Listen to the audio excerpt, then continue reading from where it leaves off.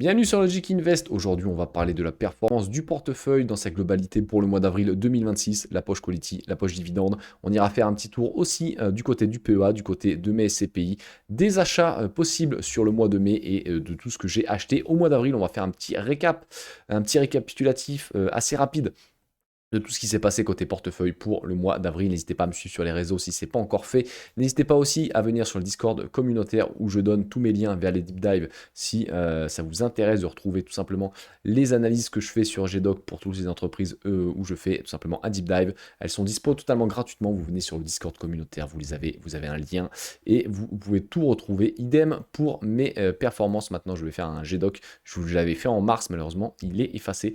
Donc là, je reprends le GDoc du mois d'avril et surtout, il ne faut pas que je fasse la bêtise de l'effacer. Bref, n'hésitez pas aussi, petite publicité, à retrouver le live des résultats sur le Q1 2026. Hein. J'ai été invité sur la chaîne Bagger par l'excellent Hugo d'IQ avec Barnabé aussi, et l'analyste curieux qui a invité aussi Adrien de l'analyste curieux. Trois super investisseurs, clairement super gentils, qui m'ont donné la possibilité d'être invité sur la chaîne justement pour débattre un petit peu de tous les résultats de cette semaine. Donc n'hésitez pas à vous abonner à la chaîne Bagger et à me retrouver sur cette petite vidéo. Ça me fait énormément plaisir d'être invité et je les en remercie. Donc on part directement, nous par contre, dans la performance du mois d'avril. Bon, mois d'avril qui était assez compliqué, on va pas se mentir, surtout sur la fin. Pour la poche quality, on était devant le S&P 500 quasiment tout le mois et on s'est un petit peu pété la gueule. Bon, c'est pas très grave.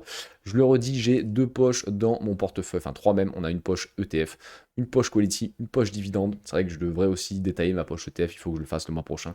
Il faut que je la rentre dans Bagger exactement, mais bref.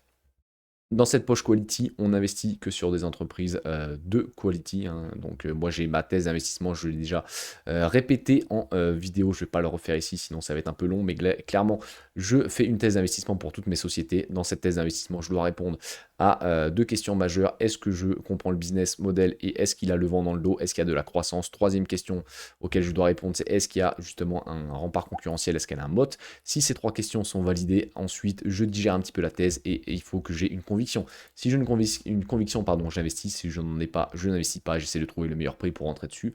Mais bref, vous avez compris, si je n'ai pas de thèse d'investissement, je n'investis pas. Je m'en fous de regarder le quantitatif. Je le fais après, bien évidemment. Si le quantitatif n'est pas bon, je ne vais pas faire un deep dive sur la société. Mais vraiment, c'est la première chose que je fais, le quantitatif. Mais ça vient vraiment valider que la thèse d'investissement. Ça ne vient pas en premier plan. Et je ne regarde quasiment jamais un graphique, à part pour regarder s'il y a peut-être une résistance à aller chercher, enfin, à attendre, est-ce qu'on va encore descendre, etc. Mais je ne fais pas d'analyse graphique, etc. Je n'y connais rien là-dedans. Je suis totalement transparent. Donc voilà, pour la poche politique qui a été créée le 1er janvier 2025. Donc elle va avoir un an et demi, cette petite poche politique. Pareil pour la poche dividende. Et le portefeuille date de 2023. Et au début, pendant un an et demi, j'ai fait que du DCA sur ETF. Donc la poche quality, voilà, quasiment 4% en avril, hein, 3% de moins que le S&P 500 en euros. La poche dividende, elle a sous-performé aussi à 0,43%, à moins 0,43% sur la période. On va aller voir la perf du portefeuille en entier. On est sur du 4%, 0,8 avec la poche ETF qui remonte dans la globalité un petit peu la poche dividende et la poche quality. Donc, on va dézoomer un petit peu sur les perfs depuis le début de l'année et depuis la création des deux portefeuilles. La perte depuis le début de l'année, on est sur du 10,48% depuis le 1er janvier 2026. Donc pour les trois poches, Quality, Dividende, ETF, on est encore devant le S&P 500. L'objectif, c'est de le battre à long terme et d'essayer de le battre sur une année complète. On l'a écrasé en 2025. Il faut qu'on essaye de faire idem pour 2026 et la perte depuis le début de la création de ma méthodologie et des deux poches dans le portefeuille Quality, c'est 15% de performance et le portefeuille dividende, on est sur du 13%. Le portefeuille dividende, c'est très difficile de battre le S&P 500 clairement parce que c'est pas des boîtes qui vont faire énormément de croissance. J'y suis arrivé, bon bah on va mettre ça sur le coup de chance, hein. Ça va être compliqué de maintenir cette poche dividende au-dessus du S&P 500, mais on va essayer en tout cas. On va essayer de faire ce qu'il faut. On voit qu'on a pas mal chuté avec tout ce qui s'est passé au Moyen-Orient et on va aller voir un petit peu pourquoi aussi, quelle entreprise on a enlevé dans le portefeuille et comment dire, et quelles entreprises se sont un petit peu écrasées en termes de performance. Pour le portefeuille dividende, on est toujours au-dessus du S&P 500, mais le S&P 500 qui est bien remonté et nous on stagne un petit peu. Donc on va essayer de remonter, mais bon, ça va être compliqué, hein. Donc la compo Quality, il est composé de quoi ce portefeuille Quality? De 23% de Nvidia qu'on a acheté bien renforcé au mois de mars avec tout ce qui s'était passé comment dire, en Iran, etc. Donc on avait Nvidia qui était descendu sous les 170 dollars, donc on en a bien profité pour renforcer. On avait acheté quelques actions de Microsoft aussi. Et on a Tencent, Alibaba, Mastercard qu'on a acheté depuis le début de l'année, Google qu'on avait largement renforcé en avril 2025. On a Resmed, la toute dernière action qu'on a rentrée dans ce portefeuille Quality, Ferrari qu'on a rentré au mois de février, idem pour Prada, les deux actions pardon, qu'on avait achetées pour le mois de février, enfin Ferrari au mois de janvier, Prada au mois de février. Donc là, on a 9 actions, on va faire grossir ce chiffre. J'aimerais bien avoir pas plus de 12 actions dans cette poche-là. Donc on a encore 3 possibilités d'achat en termes d'entreprise à voir, hein. Et si après ces 12 achats, il faudra qu'on vende une société, si on veut en faire rentrer une nouvelle, donc à voir un petit peu. En termes de pourcentage, on va rééquilibrer tout ça. J'aimerais que Nvidia ne pèse qu'entre 15 et 18% du portefeuille, donc dans les 3 premières positions, ça c'est clair et net. Maintenant, j'aimerais pouvoir faire grossir Google, mais là ça va être compliqué avec les perfs de Google récemment. Pareil pour Mastercard, je vais peut-être la faire grossir aussi. J'ai pas mal de questionnements pour le mois de mai. Et je vais y réfléchir. Si vous voulez retrouver mes achats en direct, c'est sur X que ça se passe. Donc les performances, quand on vous dit qu'un portefeuille peut avoir qu'une action entre guillemets performante et battre le marché, bah, c'est exactement ce qui se passe.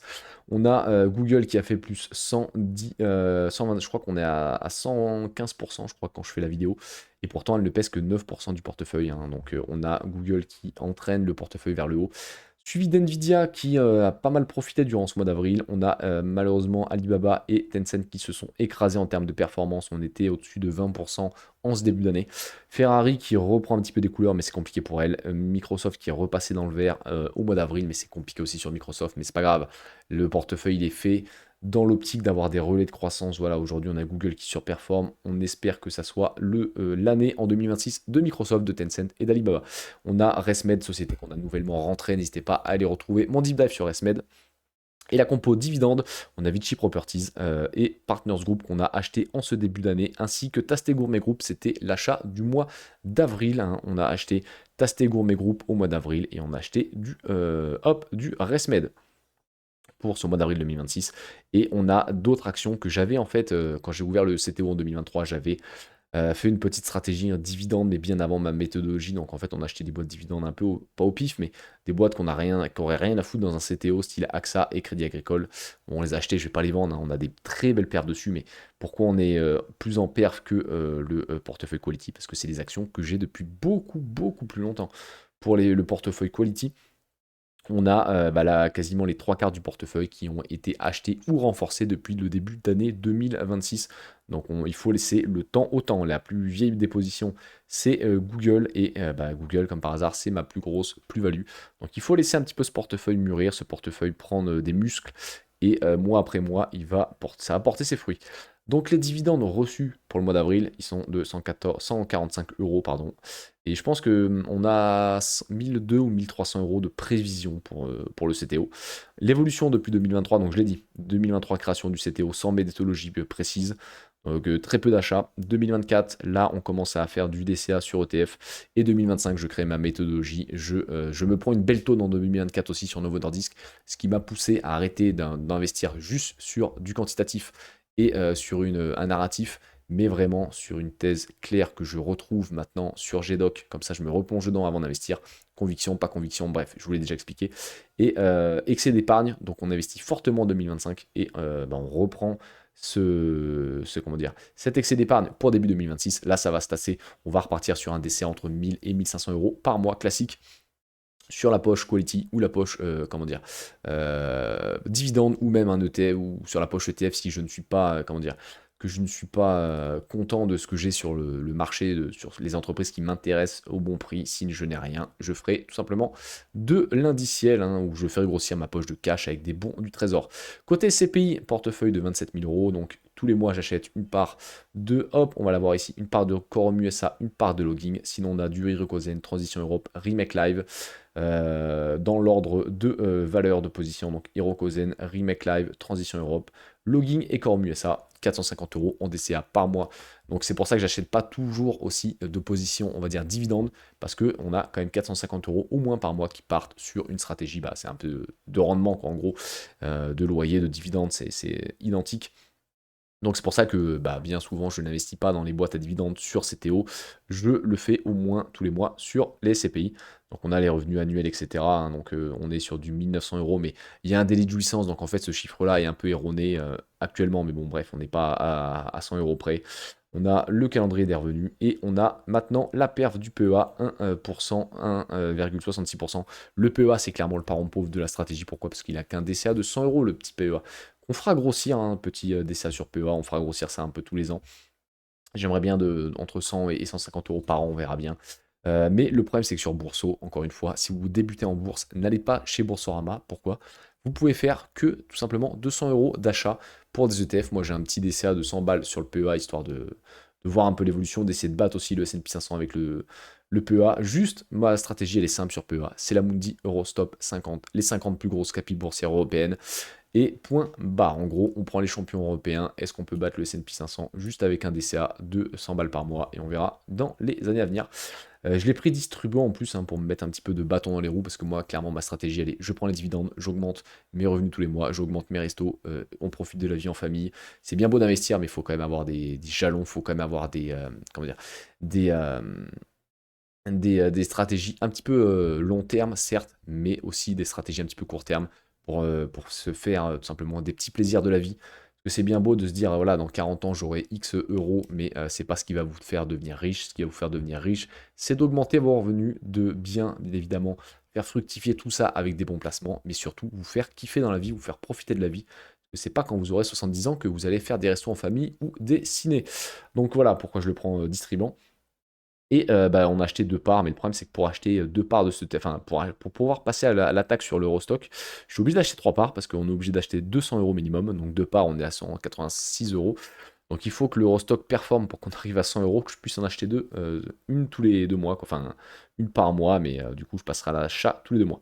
Donc le patrimoine brut, on est sur du 110 484 €. On va aller voir justement les euros gagnés, hop, ils sont ici sur hop, comment dire, le CTO, les amis, il est là. Donc on le voit au départ, on était à 56 839 € en valeur totale du CTO.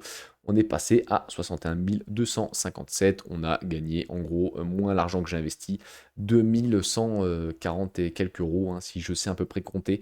De perf ce mois-ci, on le retrouve là, la perf sur bah, les plus-values tout simplement du mois. Et encore, on a pris un missile Scud dans la fin du mois, on a perdu pas mal. Hein. Fin avril, c'était un peu compliqué, hein, on l'a dit, hein, on a du Nvidia qui est un petit peu corrigé, on a, même si elle a fait un très beau mois d'avril, on a Microsoft aussi, Prada qui s'est pris les pieds dans le tapis, Ferrari, enfin bref. C'était un petit peu compliqué, mais on a quand même une belle petite perf. Côté des tops, on a Alphabet à plus 30% sur un mois. Hein. On a la poche Bitcoin, Nvidia pareil 12,92%, Microsoft 12% et mon ETF tout simplement pour me positionner sur le marché asiatique. Et en termes de flop, la FDJ, bon ça c'est dans PEA, on s'en fout. Resmed, on l'a dit, on a acheté Resmed, on a fait quasiment moins 9%. Je crois qu'il y a moins 8 sur le mois, mais moi j'ai un moins 9 sur ma position. Prada, moins 7%, alors que Prada est actuellement vraiment donné, enfin c'est de la folie. Tencent, moins 6%. Et j'ai un ETF pour être, comment dire, exposé au cours de l'argent qui donne un bon petit rendement. Bref, je ferai une vidéo aussi spéciale sur cet ETF-là, je pense, avec l'ETF pareil que j'ai sur le version Gold. Mais voilà ce qu'on pouvait dire sur la performance du mois d'avril. Je pense qu'en termes de, comment dire, en termes de d'achat, je me pose deux questions. Est-ce que j'ouvre une ligne sur, comment dire, Booking, j'en ai parlé sur mon compte X. Est-ce que j'ouvre une ligne, hop, on va la retrouver là, hop, dans la poche quality sur Booking Holding, je pense qu'on va passer à l'achat sur Booking. J'ouvrirai peut-être une position, peut-être à 30% du montant que j'ai envie d'allouer sur Booking. Et les questions que je me pose, est-ce que je renforce Resmed? Est-ce que je renforce Mastercard? Ou est-ce que je renforce Vichy Properties ou Partners Group qui sont aussi à des prix intéressants? À voir un petit peu ce que je vais faire. Pourquoi pas aussi dans la poche Quality Reddit qui m'intéresse fortement. On a Fortinet. Bref, il y a beaucoup d'interrogations Ce que je suis quasiment sûr à l'heure où je fais la vidéo, c'est que je vais ouvrir une ligne sur Booking Holding. L'action, je trouve, est très intéressante niveau bénéfice-risque et qualité-prix, si j'ai envie de dire. Ma thèse d'investissement, on est quasiment au prix juste. On a une bonne marge de sécurité même. On est pas mal sur Booking, donc je pense ouvrir une ligne sur Booking. Maintenant, les interrogations que j'ai, c'est est-ce que je renforce Mastercard, est-ce que je renforce ResMed, ou est-ce que je renforce soit Vici Properties, ou soit Partners Group, qui est pas mal décoté en ce moment. Donc je vais prendre un petit peu le temps de réfléchir à tout ça de mon côté, et je vous dirai tout ça tout simplement sur mon compte X. Donc abonnez-vous à tous mes réseaux pour retrouver les achats en direct. Je ne pense pas renforcer Tasté Gourmet Group, parce que le problème, c'est qu'il faudrait que j'achète 100 actions d'un coup. Ça me referait 800 euros sur Tasté. Est-ce que j'ai envie de mettre 800 euros sur Tasté Gourmet Group? Je ne pense pas. Je pense qu'on va attendre un petit peu les résultats aussi. Quelques trimestres, on verra. Mais pour l'instant, tant que le cours ne bouge pas fortement vers la baisse pour vraiment renforcer, je pense qu'on fera l'impasse là-dessus. Donc ça serait plus du Partners Group ou du Vici Properties, ou peut-être une action que je n'ai pas encore découvert pour le mois de mai. Encore une fois, n'hésitez pas à vous abonner. Et n'oubliez pas, une des choses les plus importantes en investissement, c'est qu'investir est une formidable raison d'être heureux.